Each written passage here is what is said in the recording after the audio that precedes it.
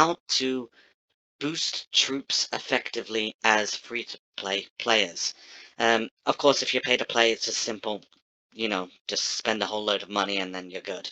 But for your average player who doesn't have unlimited money to spend, and even for small time spenders, you're going to want to know the tricks on how to make it your boost training as most effective as possible. I've collected a lot of different tips because you know what? Being good at Lords Mobile requires brain cells, and brain cells require details, and that's kind of how you be good at this game. So there are a lot of different tips. I honestly recommend paying attention to all of them because some of them, my guess is there are a few here and there that you haven't yet heard of, and they all count. Every single percent when it comes to troop training is going to count because you're training a lot of troops, and ideally you want millions, tens of millions, hundreds of millions. You get the drift. Okay, tip number one, and this is the one that I see most people completely messing up on: pace your training. Do not train 3 million troops in one sitting. It just doesn't, it makes no sense. Pace them. When I say pace them, what do I mean and why do I mean it? There are hell events. Oh, this one's not a training one. But the challenge, right now there's a training challenge going on. If you're going to get, a boost of 100 million might, well, that's kind of a waste. If you do it 4 million and, or 3.7 million, you get this, you get all the points. And then when you get the next, when the next day resets or 2 days from now when there's a new training one, you do another 3.7, you're going to keep getting really great rewards. And I know that the rewards are not incredible in the 24-hour challenge compared to how hard they are, but if you time them also for the hell event, well then you can start getting real prizes. Of course, see, jump there. The solo event, the prizes, of course, are garbage, but still, time them, get as much rewards as you can. But if you do them all in one, in 1 hour, you just boost 10 million troops. You've really just wasted opportunity to get so much troops. And additionally, the boosts will help you with your um with your getting more troops. Right now, this is the wrong type of boost. But over here, for example, um, there's gems. There's 800 gems. It's not a lot to talk about, but it adds up. There's research, but sometimes you'll see over here training boosts as well. There's resources here that are greatly helpful for training.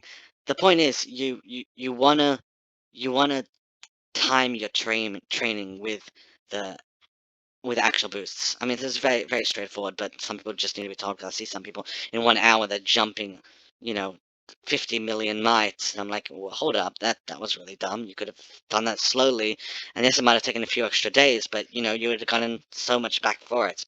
All right, next one. Um, train the troops during Guildfest. Right now, I actually have Guildfest going on.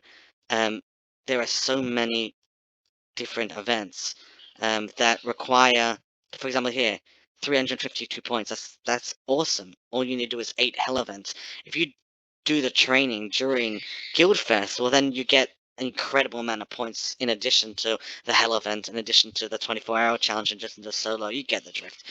Guildfest is a time to save up all your boosts and everything that you have and make sure that you do it all at the same time during Guildfest. Okay, now for the actual practical advice on how to make your boosts, how to make your troop training go as quickly as possible. Here we go. The first one is, I don't know why I have to say this, it should be so obvious, and yet here I am saying it because I see so many people not doing it.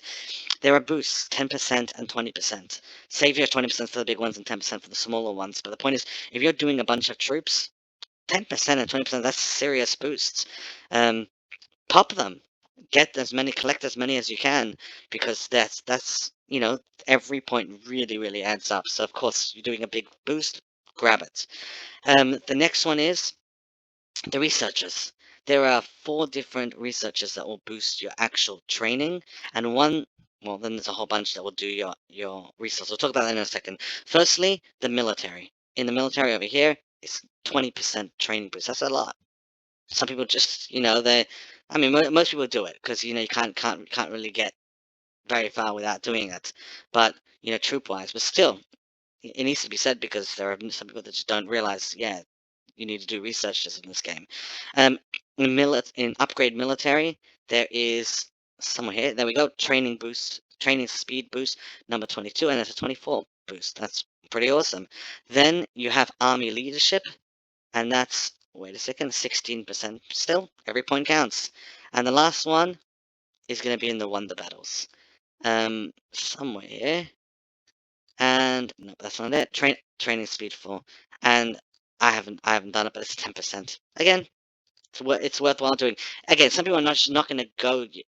This account is an alt account. I'm not going to be. It's not a rally lead, so it doesn't really make sense for me to be focused on that. But if you are focused on it, 10%, it counts. It adds up. The next research, the other research you should be doing for training boosts, is the ones over here. All of these will reduce the price that it costs. At full power, level 10, you get 30% reduction off the Drake Riders. And that applies to all the different ones. You can upgrade all the different types of troops and troop levels, and that will help you boost troops, because if you run out of resources, a lot of people run out of food very quickly, run out of gold very quickly. That's going to be the end of your. It doesn't matter how many speed ups you have. That's it. Your boosting is over. So you're going to want to focus on that as well. Okay, the Manor boosts. These are important, but these are confusing, and I'll tell you why. Firstly, let's talk about the boost. The boost is massive. Every mana you have, depends how you want to pronounce it, gives you a 20% troop speed boost. That's massive. So technically speaking, you should pretty much just cancel out every single one of your infirmaries and barracks and all that, and just get all of them with manas. The problem, of course, is that you want to have the infirmaries as well. And because if you get hit, all your troops are gone and they're red dead. That's it. There's no getting them back. If you have infirmaries, you can protect them. So the best thing to do is kind of balance. I've seen some players, and this is a good idea, just to get manas, build up millions and millions of troops, to delete the manas, build infirmary. It's a lot of work, but if you're planning to stay covered, stay hidden for a few weeks, and just focus on building troops, that's the way to go. Get rid of all your infirmaries. You don't have to worry about because you're shielded, and then just focus on building up as much as possible. And then when you're ready to play again, remove the manas, because you don't really need them, and focus on the infirmary. Alternatively, you could just go half-half, and work out how many soldiers you need for your average rally or 2 rallies at the same time, and then have yourself protected, and then the rest of them just get manas, so you could just get as many manas, get as many as possible.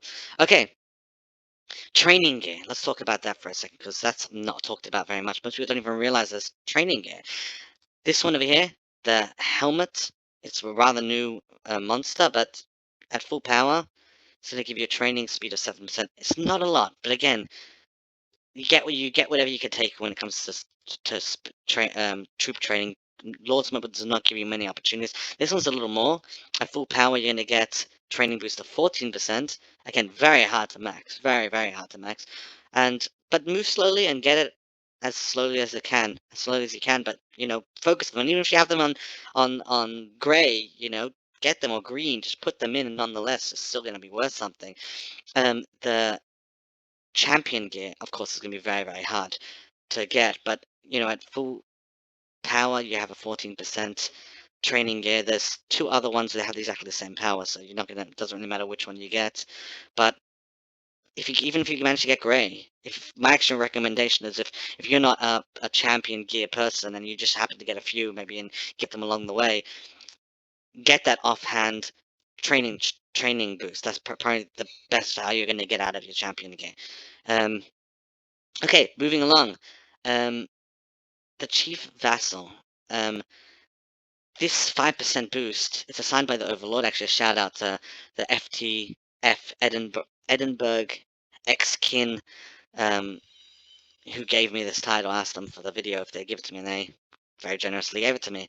The Chief only gives you 5% boost, but if you're the Overlord of the Overlord Guild of the kingdom, well, you may as well ask them, for the boost. And if you're not, ask them. It can't hurt. They'll probably say no, but it's 5% army boost. In addition, another thing to know about the overlords is that there's something called, I keep messing it up. It's called enhance. There's a 4-hour boost that the overlord could activate It costs 2,000. It's almost nothing, and it gives 4-hour boost. Of course, that will give it to the entire kingdom. So if you have lots of enemies and you're worried about them building up their troops, you might want to use consideration before using it. But that being said, if you want to do it, you may as well do it. 5% again. Every percentage counts. Um, there's training talents. I hope I don't have to explain to people how this works, but there's one over here that gives a training speed of 92%, which is absolutely massive, and another one over here which gives a 30%. I mean, you gotta be absolutely crazy to not activate these before doing any form of training. Yes, even for tiny training, it's too big of a boost to not to ignore. You gotta be absolutely nuts. Then there's a Gryphon, the familiar. Again, there's a lot of information over here, but if you want to be good at this, you need to retain all this information.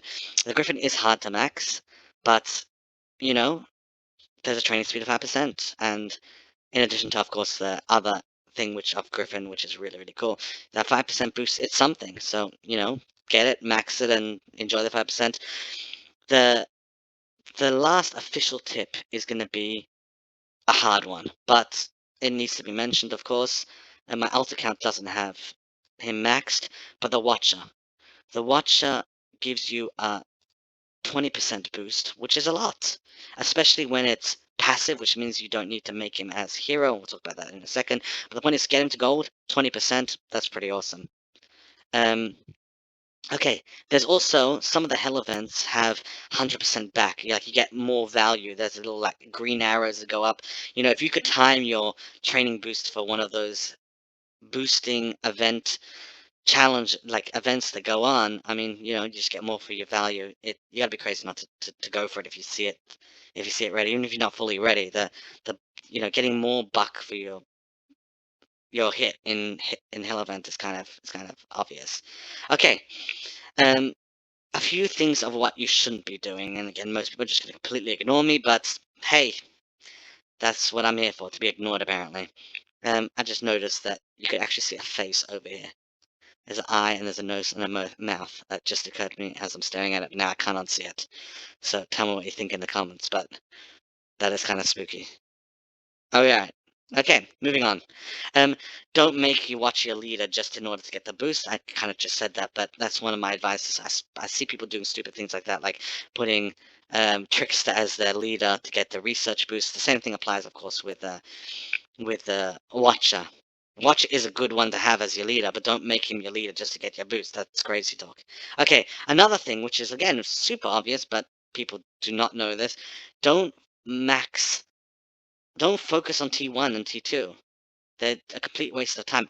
They're not. But until you have a serious T4, don't focus on. Again, this is an alt account, and I have the T1 familiar, so I'm just slowly building up a collection of T1.